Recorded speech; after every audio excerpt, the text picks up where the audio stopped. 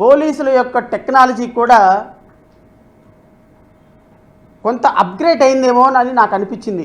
ఎందుకంటే బహుశా మేము అప్గ్రేడ్ కాలేదు, సమాజం అప్గ్రేడ్ కాలేదు, ప్రభుత్వాలు అప్గ్రేడ్ అయినాయి, పోలీసులు అప్గ్రేడ్ అయ్యారు. దానికి మనం గౌరవ కత్తెర మంత్రి ఉన్నారు చూశారు, నిన్న మాట్లాడినటువంటి కత్తెర కూడా తీసుకొచ్చాను కావాలని. ఎందుకంటే ఈ కత్తెర మంత్రి మాత్రమే దీనికి సమాధానం చెప్పగలుగుతారు. ఆంధ్రప్రదేశ్ రాష్ట్రంలో ఒక కత్తెర మంత్రి ఉన్నారు. ఎవరు ఆ కత్తెర మంత్రి?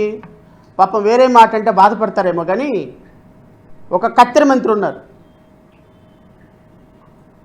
ఇంతకుముందు ఇప్పుడున్న హోమ్ మినిస్టరు ప్రెస్ మీట్కి వచ్చింది అంటే ఏదో ఒక ఆయుధం ఉండాలి, ఒక కత్తెర తీసుకొని వచ్చేవాళ్ళు ఇలాగా. సో ఇప్పుడున్నటువంటి హోమ్ మినిస్టరుని మనం ముద్దుగా కత్తెర మంత్రి అని పిలుచుకోవచ్చు. ఈ కత్తెర మంత్రి గారు నిన్న ఇన్విజిబుల్ పోలీసు, విజిబుల్ పోలీసు అంట. మాకైతే ఆ పదాలు తెలియవమ్మా. మరి మేము న్యాయ పరిభాషలో కొన్ని సంవత్సరాల పాటు న్యాయమూర్తిగా ఉన్నా, న్యాయవాదిగా ఉన్నా, హైకోర్టు న్యాయవాదిగా ఉన్నా, సుప్రీంకోర్టులో కేసులు వాదించినా కానీ మీ అంత పరిజ్ఞానం నాకైతే లేదమ్మా. విజిబుల్ పోలీసింగ్, ఇన్విజిబుల్ పోలీసింగ్ అంట. ఆ పదాలకేంటో నాకు అర్థం కాలేదు. ఈ కత్తెర మంత్రి గారు నిన్న వచ్చి ప్రెస్ మీట్లో మాట్లాడినటువంటి మాటలు రాష్ట్ర ప్రజలు ఖచ్చితంగా గమనించి తీరాలి. నేను వారు మాట్లాడినటువంటి మాటలకు కూడా నేను ఆధారాలతో నేను మాట్లాడతాను. ఎందుకంటే ఒక హోమ్ మినిస్టర్ స్థానంలో కూర్చొని ఈ రాష్ట్ర పరిస్థితిని, రాష్ట్రంలో ఉన్న క్రైమ్ రేట్ని ఎంత అబద్ధాలతో ప్రజలకు చెప్పే ప్రయత్నం చేశారు అనే దాని మీద కూడా నేను ప్రజలకి వివరించే ప్రయత్నం చేస్తాను. ఈరోజు రాష్ట్రంలో పోలీసుల యొక్క పనితీరు, పోలీసులు ఎంత అప్గ్రేడ్ అయ్యారు అంటే ఎన్కౌంటర్ చేసి లాకప్ డెత్ చేస్తే వెంటనే లాకప్ డెత్లో సహజంగా మళ్ళీ ఇంకొక ప్రక్రియ ఉంటుంది. ఎక్కడైనా సరే కొడుతున్నప్పుడు లాకప్లో చనిపోతే ఇమ్మీడియట్గా మేమేమీ చంపలేదు, తనే అనారోగ్యంతో చచ్చిపోయారని ఒక డిఫెన్స్ తీసుకుంటారు పోలీసులు. నెంబర్ 2, అతనంతటికే విచారిస్తున్న సమయంలో అపార స్థితికి వెళ్ళిపోయినాడు, సహజంగానే మేమేమీ కొట్టలేదు అని ఇంకొక డిఫెన్స్ తీసుకోవచ్చు పోలీసు. కానీ దేశ చరిత్రలో ఎప్పుడూ లేని విధంగా, ఇది నా ఆరోపణ కాదు, కుటుంబ సభ్యుల ఆరోపణ. కుటుంబ సభ్యుల ఆరోపణ. సాయి కృష్ణ అనేటువంటి ఒక వ్యక్తి, ఒక యువకుడు, ఒక తల్లి కడుపున 9 నెలలు, ఒక తల్లి కడుపున 9 నెలలు నేనెలా పుట్టానో, నీవెలా పుట్టావో, విలేకరు సోదరులు ఎలా పుట్టారో, ఈ రాష్ట్రానికి యువరాజుగా ఉన్నటువంటి నారా లోకేష్ ఎలా పుట్టారో, ఈ రాష్ట్రానికి ముఖ్యమంత్రిగా పనిచేస్తున్నటువంటి చంద్రబాబు నాయుడు గారు ఎలా పుట్టారో, ఈ రాష్ట్రాన్ని, ఈ దేశాన్ని సనాతన ధర్మంగా మార్చేటువంటి, ప్రపంచానికి మరొక కలికి ప్రతిరూపంగా ఉన్నటువంటి పవన్ కళ్యాణ్ గారు ఎలా పుట్టారో, సామాన్యమైనటువంటి నిరుపేద కుటుంబంలో, ఒక సాయి కృష్ణ అనేటువంటి ఒక నిరుపేద కుటుంబంలో ఒక కుర్రవాడు కూడా ఆ తల్లి కడుపున అలాగే పుట్టాడు అని నేను మీ ద్వారా రాష్ట్ర ప్రజలకు తెలియజేస్తున్నాను. ఒక తల్లి చేస్తున్న ఆరోపణ, నా కళ్ళ ముందు నా బిడ్డని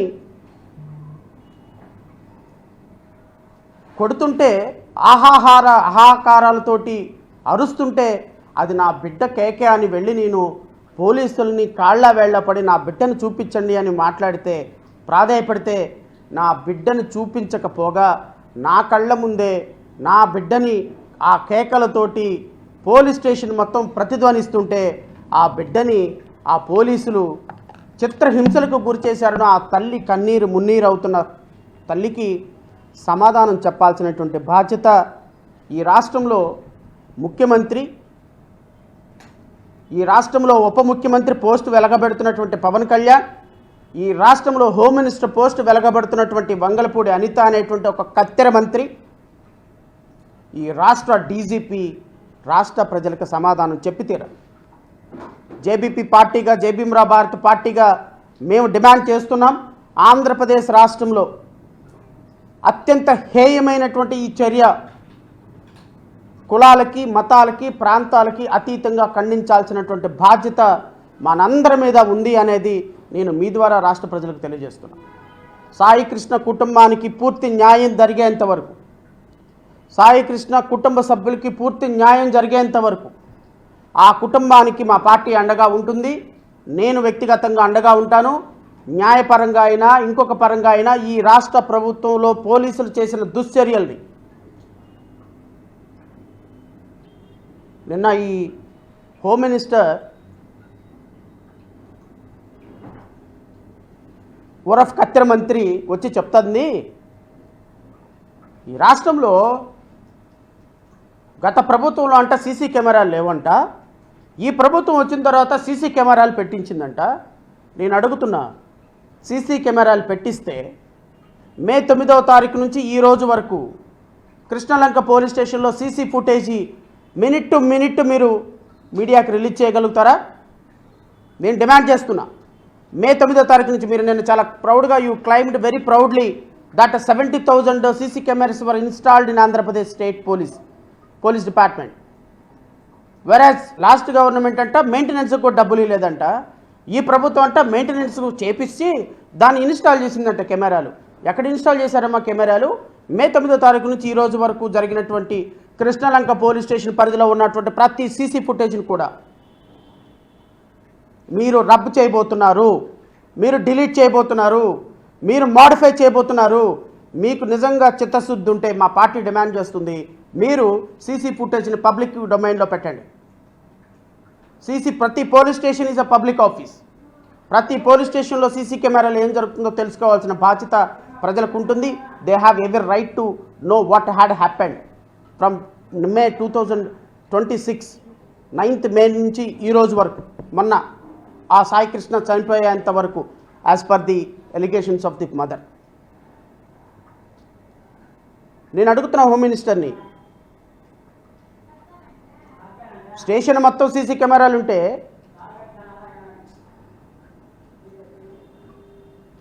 సిఐ రూమ్లో సీసీ కెమెరాలు ఎందుకు లేవు?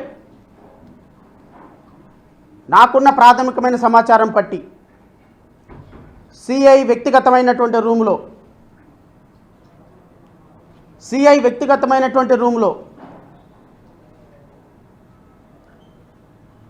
పెద్ద పెద్ద టైర్లు, అంటే కొట్టడానికి లాఠీలు, మన సైకిల్ గాన్లు ఉంటాయి కదా టైర్లు, ఆ టైర్లు కొట్టేటువంటి ఇన్స్ట్రుమెంట్స్ సిఐ వ్యక్తిగతమైనటువంటి రూమ్లో ఒక చోట స్టోర్ చేసి పెడుతున్నారు.